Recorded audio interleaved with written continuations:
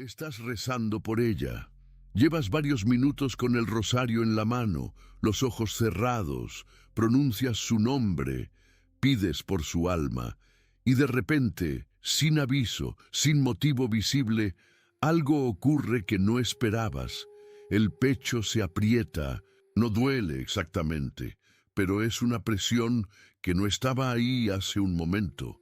Un peso que no corresponde al cansancio del día, ni a nada que hayas comido, ni a ninguna razón física que puedas nombrar. Y junto con esa presión, algo más. Un querer llorar sin saber bien por qué.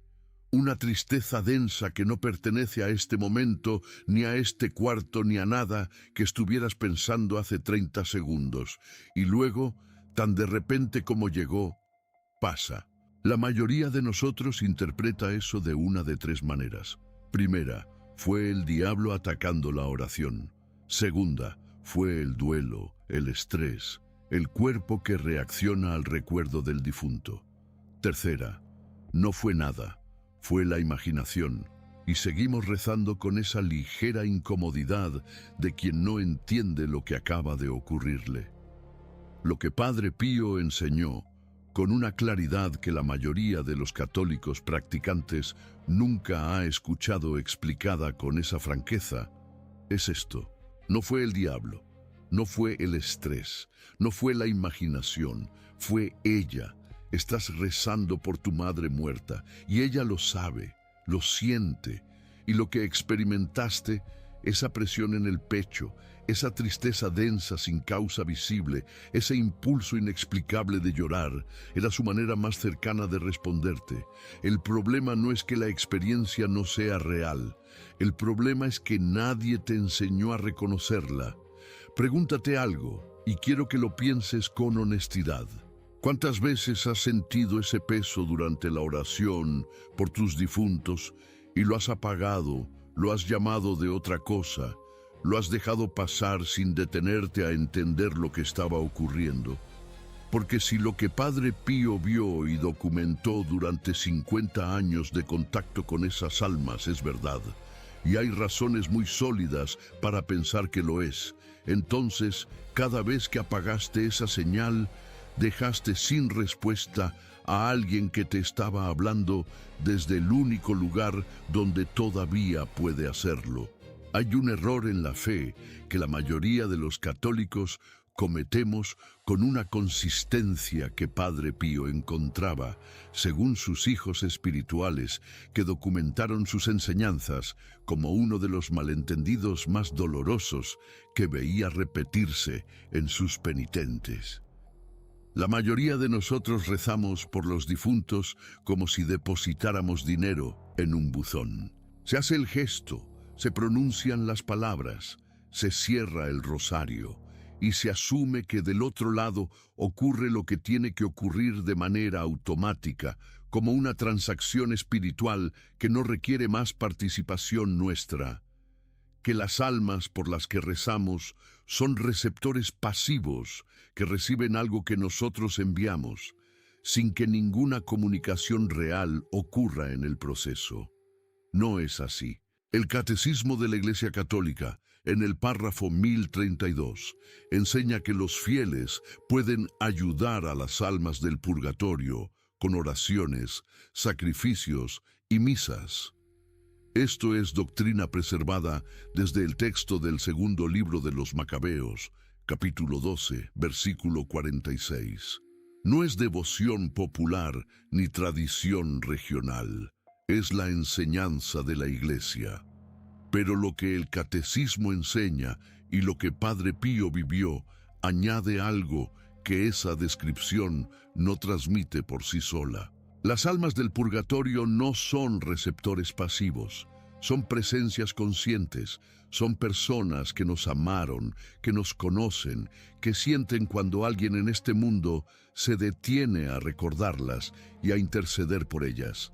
Tienen percepción, tienen voluntad, y dentro de las limitaciones que su estado les impone, intentan comunicarse. La teología de la comunión de los santos enseña que los vivos y las almas del purgatorio forman un único cuerpo místico. La oración no es una flecha que parte en una dirección y no regresa. Es un puente real. El error en la fe que Padre Pío identificaba con tanta frecuencia es confundir ese puente con un buzón.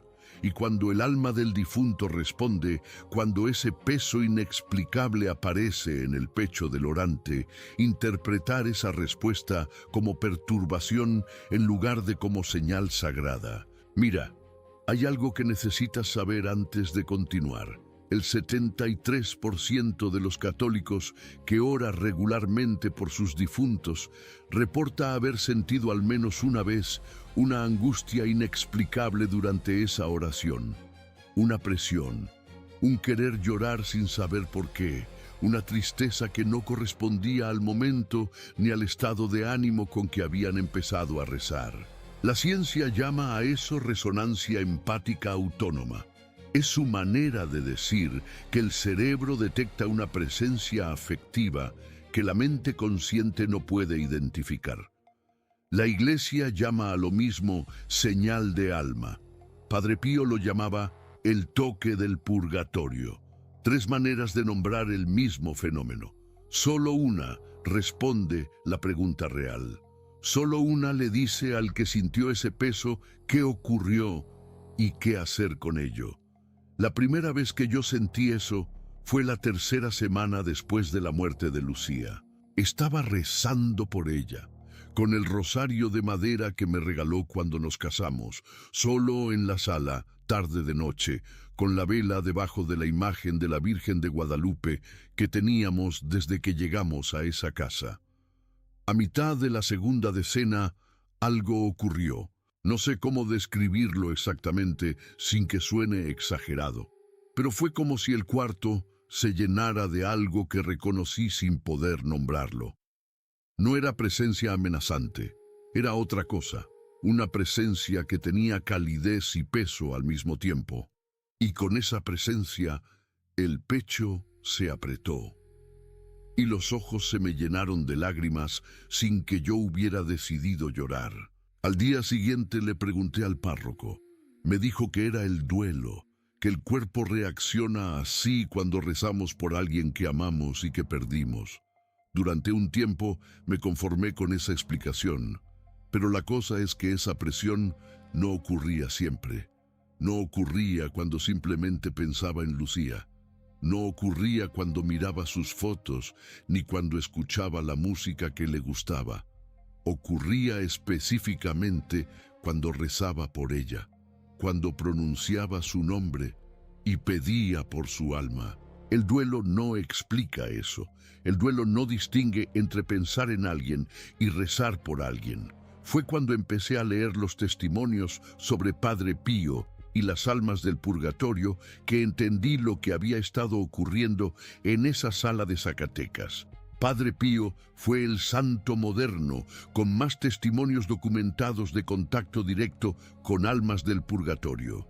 Desde la década de 1920 hasta sus últimos días, murió el 23 de septiembre de 1968, las almas del purgatorio se le presentaban con una regularidad que sus hermanos frailes en San Giovanni Rotondo aprendieron a reconocer.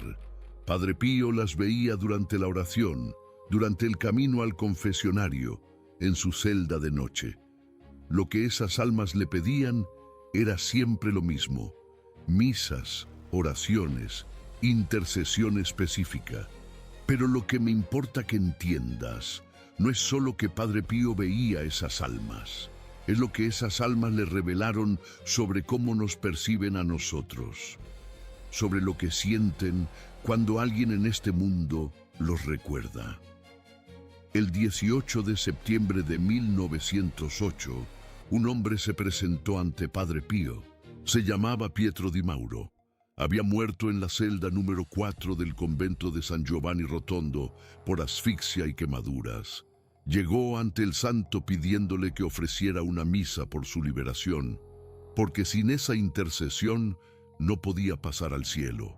Padre Pío, que no conocía a Pietro Di Mauro ni tenía información sobre ese hombre, tomó el dato Fue al registro oficial de defunciones del convento, y ahí estaba, Pietro Di Mauro, celda número 4, fecha y causa de muerte exactamente como el alma se lo había dicho.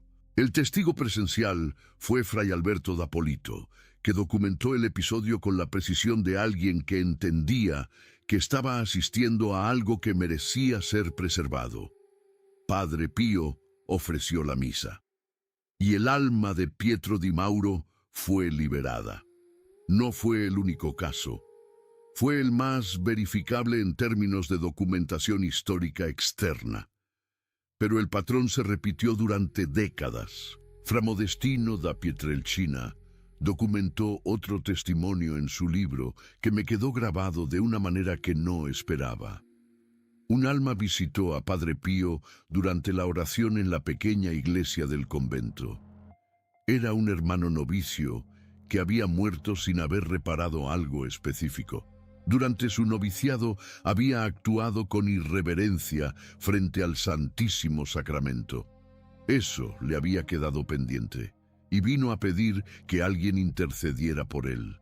Lo que Fra Modestino preserva con exactitud es lo que el alma dijo cuando Padre Pío le prometió que ofrecería la misa del día siguiente por su liberación. El alma lloró, y mientras lloraba, dijo algo que no he podido olvidar. Cruel de mí, qué malvado fui.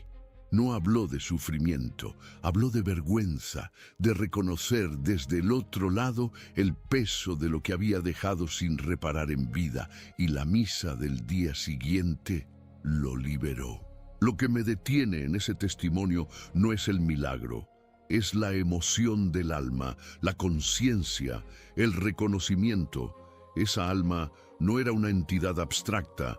Era una persona que recordaba, que sentía vergüenza, que lloraba y que necesitaba que alguien aquí se detuviera a interceder por ella.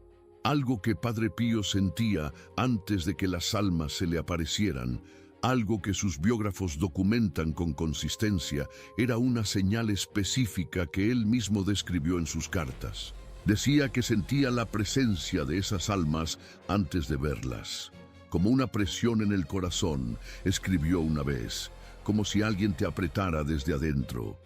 Era su señal para rezar más, para prestar atención, para saber que había un alma cerca que necesitaba intercesión. Esa descripción, una presión desde adentro, es la misma que cientos de miles de personas describen cuando rezan por sus difuntos y sienten esa angustia que no saben nombrar. No es coincidencia, es el mismo fenómeno. Lo que Padre Pío experimentaba como un don místico extraordinario, la percepción de la presencia de un alma del purgatorio, llega en versión ordinaria a cualquier orante que reza por sus muertos con genuina intención. El error no es sentirlo, el error es no reconocerlo. El caso que más me marcó cuando lo leí fue el del padre de Fra Modestino. Fra Modestino había regresado a San Giovanni Rotondo después de visitar a su padre enfermo. Antes de que el fraile partiera, Padre Pío le dijo algo que sonó extraño en el momento. Nos encontraremos de nuevo en el más allá. Saluda a nuestro país. Esa misma noche, el padre de Fra Modestino sufrió un ataque cerebral. Cuando el fraile le preguntó a Padre Pío si su padre estaba en el cielo, el santo respondió con esa honestidad directa que a veces incomodaba a quienes esperaban consuelo fácil. Era el hijo de la culpa, tiene que cumplir su condena, no en el cielo, no en el infierno, en el purgatorio, con una deuda pendiente que la purificación tenía que saldar. Meses después, Padre Pío envió un mensaje a través de Fra Giovanni Iamarrone. Su padre está a salvo. Fue salvado por sus oraciones. Ahora está en el cielo. Fue salvado por sus oraciones. No fue una liberación automática. No fue un proceso que ocurrió sin intervención humana. El padre de Fra Modestino estuvo meses en el purgatorio. Y lo que lo liberó fue la oración continua de su hijo. Una oración que persistió, aunque no había señal visible de respuesta. aunque el silencio del otro lado era absoluto para los oídos de este mundo. La oración que no dejó de sostenerse fue la que lo liberó. Una de las almas que se presentó ante Padre Pío en uno de esos encuentros documentados por sus biógrafos le dijo algo que el santo preservó y que me resulta imposible leer sin que el pecho se apriete. Yo sé cuando se ora por mí, y es lo mismo con todas las otras almas aquí. Detenerse en eso, no hay ambigüedad. Yo sé, con certeza, con percepción directa, no un sentimiento vago ni una intuición espiritual. La conciencia específica de que alguien en este mundo pronunció mi nombre ante Dios. Y el alma añadió algo más.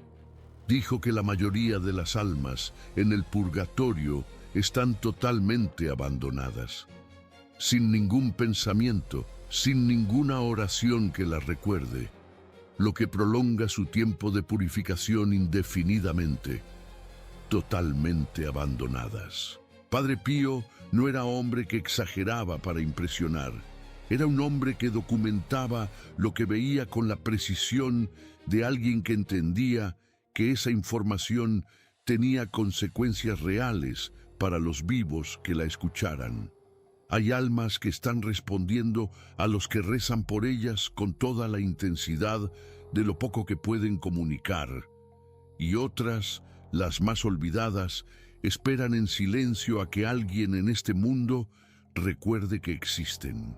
El padre Gabriele Amorth, exorcista oficial del Vaticano durante 4 décadas, lo escribió sin rodeos en sus registros pastorales. La experiencia testimonia que existen también las almas de difuntos que no están en su lugar, que están en pena.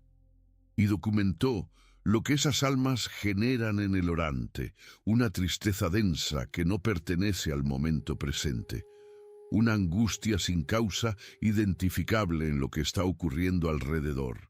El padre José Antonio Fortea lo confirmó desde su experiencia como exorcista y teólogo. Las almas en la parte inferior del purgatorio tienen una tristeza que puede desbordarse hacia quien ora por ellas.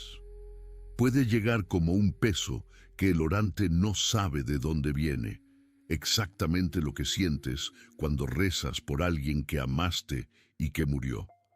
No es el diablo atacando tu oración, es el alma respondiendo con lo único que tiene disponible desde donde está. San Roberto Bellarmino, teólogo del siglo XVI, lo articuló con palabras que 4 siglos no han mejorado.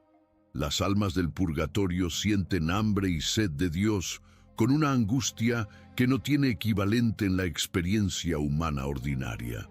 Y esa angustia puede desbordarse hacia quien ora por ellas. Desbordarse. No una metáfora bonita. La descripción teológica de ese peso inexplicable en el pecho que nadie nos enseñó a reconocer. Padre Pío insistía en algo con sus dirigidos espirituales que sus biógrafos documentan como una de sus enseñanzas más características. Decía que las almas del purgatorio saben cuando las llamas por su nombre, no por el nombre genérico de los difuntos, por su nombre específico, pronunciado con intención consciente, dirigido a ellas en particular.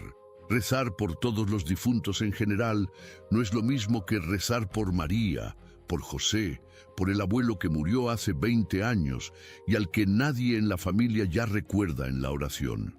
La oración dirigida llega al alma como una forma de amor que la genérica no puede replicar. Es la diferencia entre un mensaje para todos y un mensaje que dice: me acordé de ti específicamente, pronuncié tu nombre, no te he olvidado. Para un alma que lleva meses o años en el purgatorio, esa diferencia no es menor. Quiero darte ahora algo concreto que puedas llevar a partir de esta noche. Lo llamo el protocolo de rescate de difuntos. 4 pasos que Padre Pío enseñó y que sus hijos espirituales preservaron con precisión. El primer paso es reconocer la señal. La próxima vez que estés rezando por alguien que murió y sientas esa presión inexplicable en el pecho, esa angustia sin causa visible, ese querer llorar sin saber por qué. No huyas de eso. No lo atribuyas al estrés, ni al diablo, ni a la imaginación. Detente. Di en voz baja, con sencillez: te escucho, estoy aquí, voy a pedirle a Dios por ti. Eso no es espiritismo. Es lo que la tradición de la Iglesia llama responder a la señal de alma. Es reconocer la presencia que intenta comunicarse dentro de sus limitaciones. No apagar la única voz que esa alma tiene disponible. Reconoce el toque, no lo calles. El segundo paso es la oración de rescate. Padre Pío enseñó a sus hijos espirituales una oración específica para el momento en que se siente esa angustia, no genérica, dirigida al alma que está respondiendo.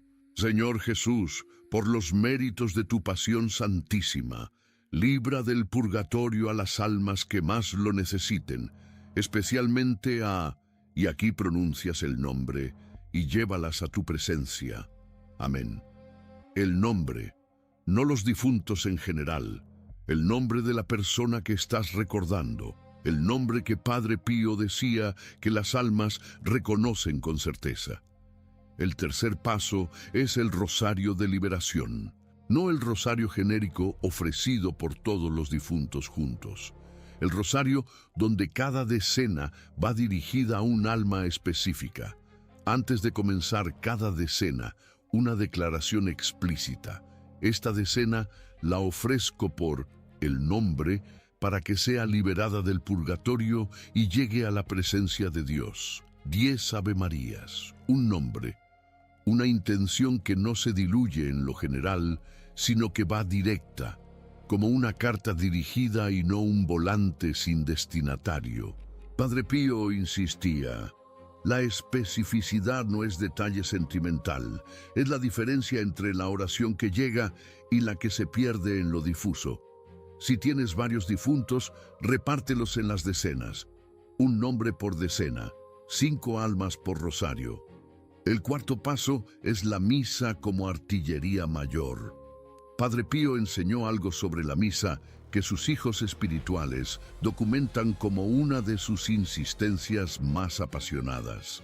Una sola misa ofrecida por un difunto equivale, en términos de poder liberador, a lo que 1000 rosarios y 10.000 oraciones privadas no pueden alcanzar juntos. No para despreciar el rosario, para poner en perspectiva la diferencia de escala. Quien reza por sus difuntos pero no ofrece misas, está dejando sin usar el arma más poderosa que la Iglesia tiene disponible.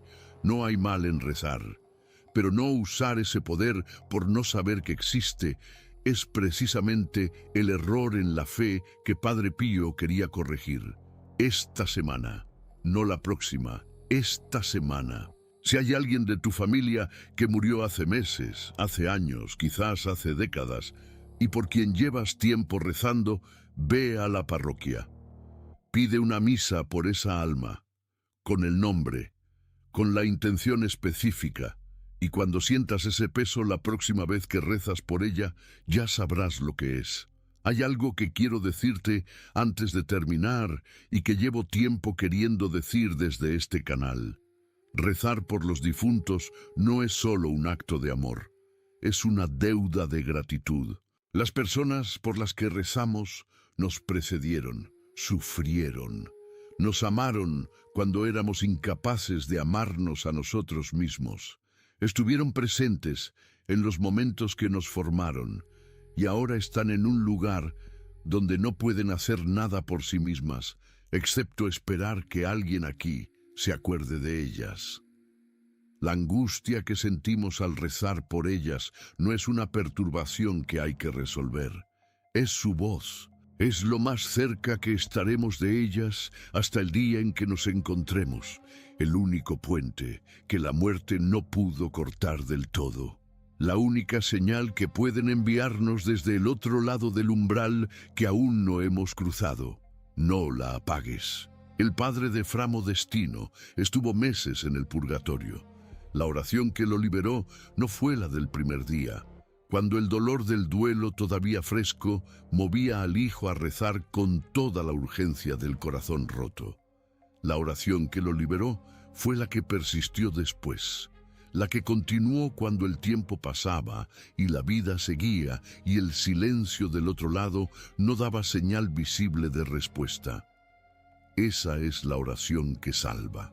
La oración que continúa cuando ya no hay urgencia emocional que la sostenga, la que se hace por amor puro, por la certeza de que si Padre Pío tenía razón y la evidencia documenta que la tenía, un rosario rezado esta noche por alguien que lleva años esperando puede ser la diferencia entre más tiempo de purificación y la llegada a la luz. Aquí en el Centinela del Rosario seguimos trayendo lo que los santos documentaron, lo que la tradición de la Iglesia preservó durante siglos y lo que los grandes testigos del combate espiritual nos dejaron en sus escritos y en sus vidas.